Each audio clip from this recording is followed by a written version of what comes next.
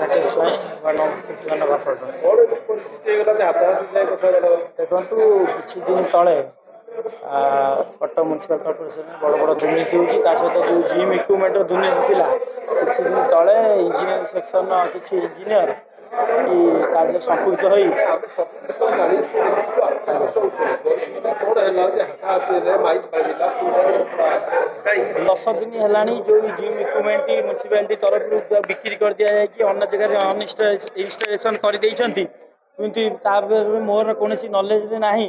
ସେଇ ହିସାବରେ ମୁଁ ଏକ୍ଜିନରକୁ 10 ଦିନ ହେଲାଣି ଜଣାଉଛି କି ସେଠି କେମିତି ଇନଷ୍ଟଲେସନ୍ ହେଲା, କାହା ନିର୍ଦ୍ଦେଶରେ ହେଲା, ଆଉ ସେଇଟା ମୋତେ ଜଣାନ୍ତୁ। ଯଦି ବି ଭୁଲ ବଶତଃ କରିଛନ୍ତି ତାକୁ ସେଠୁ ଅନଇନଷ୍ଟଲେସନ୍ କରିଦିଅନ୍ତୁ।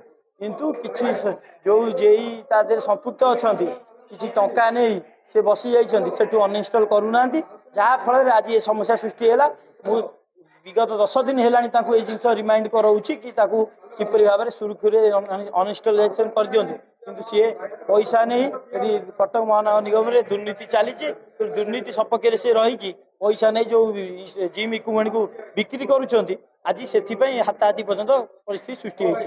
ସେପଟୁ ଗୋଟେ ଅଭିଯୋଗ ଆସିଲା ବିଜେପି ରାସ୍କେଲ ଶବ୍ଦ ଭାବରେ ଦେଖନ୍ତୁ, ବିଜେଡିର ଗୁଣ୍ଡାରାଜ ଯେଉଁ ଥିଲା, ସରକାର ପଳେଇଲେଣି କିନ୍ତୁ ଗୁଣ୍ଡାରାଜ ତାଙ୍କର ଯାଇନି। ତେଣୁ ବିଜେଡିର କର୍ପୋରେଟର, ସିନିୟର କର୍ପୋରେଟର, ଆମେ ତାଙ୍କୁ ବଡ଼ ଭାଇ ରୂପେ ସମ୍ମାନ ଦେଉ, କିନ୍ତୁ ସିଏ ଅଶ୍ଳୀଳ ଭାଷାରେ ଗାଳି ଗୁଲଜ କରିବା, ରାସ୍କେଲ କହିକି ଗାଳି ଗୁଲଜ କଲେ।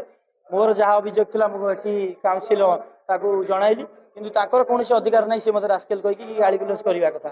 ନିଶ୍ଚିତ ଭାବରେ ସିଏ ଯେ କଲେ, କିନ୍ତୁ ସିଏ ଭାବୁଛନ୍ତି ବି ସରକାର ଗଲାଣି କିନ୍ତୁ ଏବେ ବି ତାଙ୍କର ଗୁଣ୍ଡାରାଜ ଯାଇନି, ଆଉ ସେ ତାଙ୍କର ଗୁଣ୍ଡାରାଜ କରି ଗୁଣ୍ଡାଙ୍କ ଭଳି ବିହେଭିୟର କରୁଛନ୍ତି।